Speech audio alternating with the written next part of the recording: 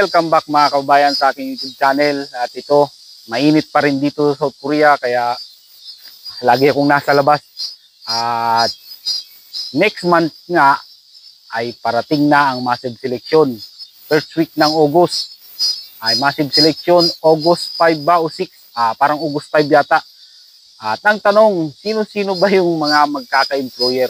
Dahil naghalo-halo na kayo KLT20, KLT21, KLT22.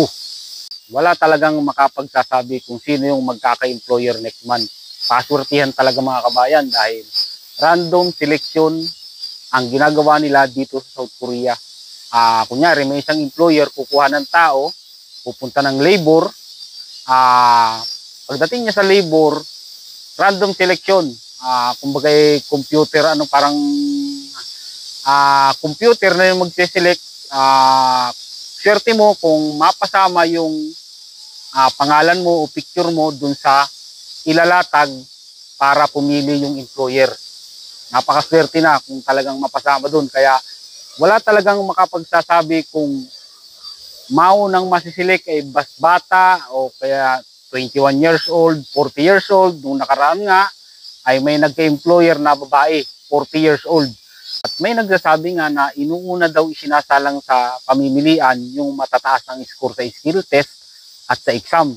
Hindi ganun yun mga kabayan. Walang ganun. Dun sa mga naghihintay ng employer, tiyaga lang sa paghihintay mga kabayan. Tinuulit ko, hindi kayo sabay-sabay magkaka-employer at may nakalaan na company sa inyo dito sa South Korea. At dun sa mga naghihintay naman ng registration, para sa akin ay tumutok na lang muna kayo sa pag-aaral. Dahil parang malabo na yung registration, parang malabo na ulit magkaroon ng registration para sa APS topic exam ngayong taon. Malamang talaga sigurado ang registration na ay next year, February. Kalimitan talaga ay February nangyayari ang registration para sa APS topic exam. Huwag kayong mag-alala.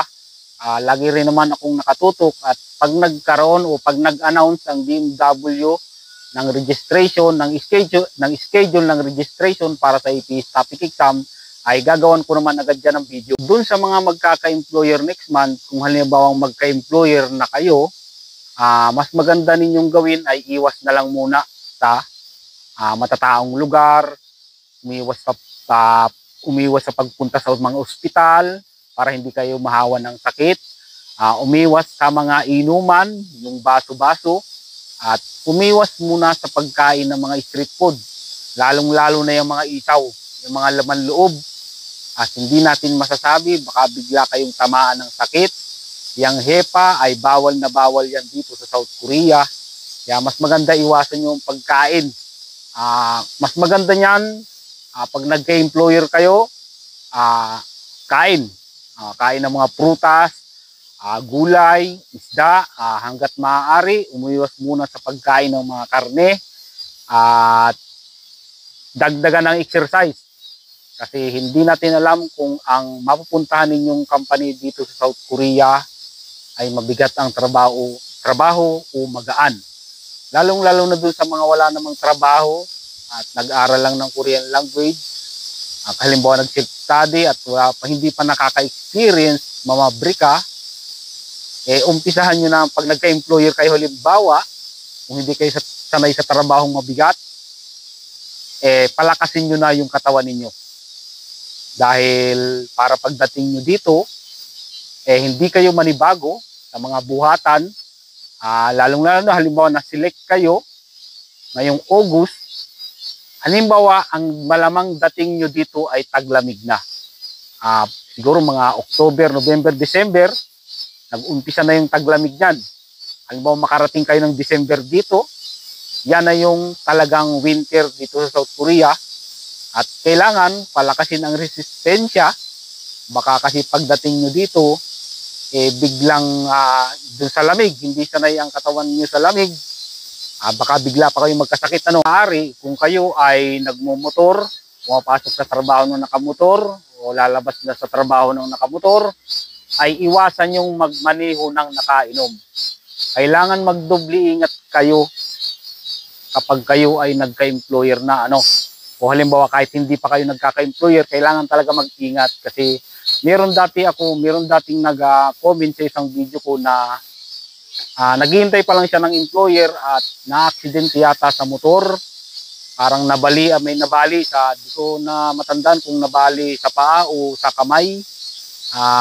Kapag matagal gumaling, halimbawa kung nagka-employer ka at nagkataon na hindi pa magaling yung pilay mo, yung bali mo, maaaring mag-back out yung employer mo kasi hindi ka halimbawa kailangan ka na ng nag-select sa'yo na employer tapos hindi ka agad nakapunta dito sa South Korea, hindi ka agad nakapag-asikaso ng mga requirements, medical, siyempre magbaback out yun, ika-cancel niya at kukuha yun ng panibago. Mabuti sana kung ang nag-select sa'yo ay mabait at kaya kang intayin. Paano kung hindi? Di sayang naman yung chance. Basta inulit ko, walang makapagsasabi kung sino ang magkaka-employer sa inyo next month. Babae ka man o lalaki, bakla, tomboy, 18 years old o 35 years old o 40 years old, walang makapagsasabi kung sino sa inyo ang magkaka-employer next month.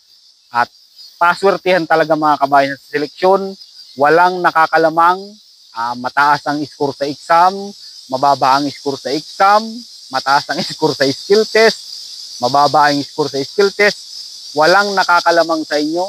Pagdating sa seleksyon ay pantay-pantay kayong lahat. Gilid ng bundok ito, sa kabila niyan, mga apartment, napakarami talaga dito mga kabayan apartment. Gilid ng bundok ito, may eskwelahan dyan ng parang kinder yata, dyan sa banda dyan.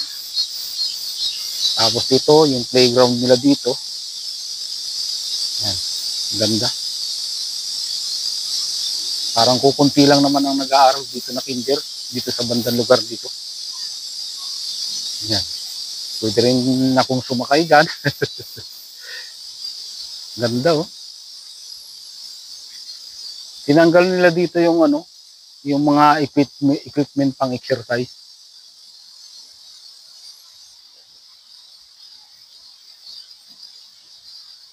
Bagong gawa nila to ngayon. Yung dati dito, bulok-bulok na kasi, kaya siguro pinalitan nila.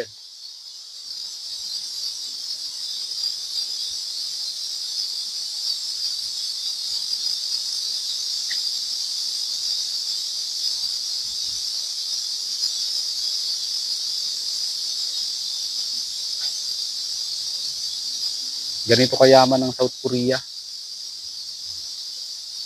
Dito halos walang gumagamit nito eh. Parang naano lang. Pagdating naman kasi ng winter, hindi naman halos nagagamit yung mga yan. Napakaswerte ng mga dito, ng mga bata dito sa South Korea.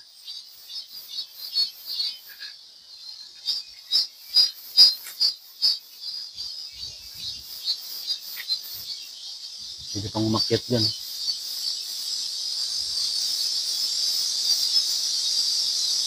Sa ibang lugar dito, mas maganda pa yung mga playground ng bata eh. Talagang sulit yung yung tax na ginabayad ng mga tao dito sa South Korea.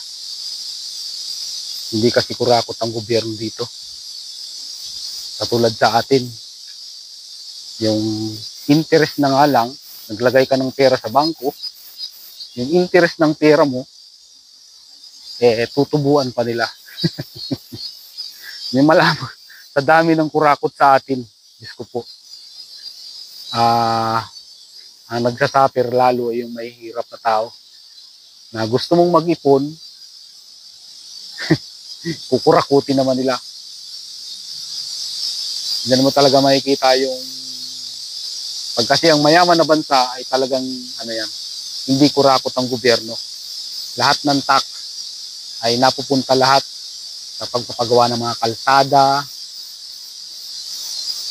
Marami pang iba.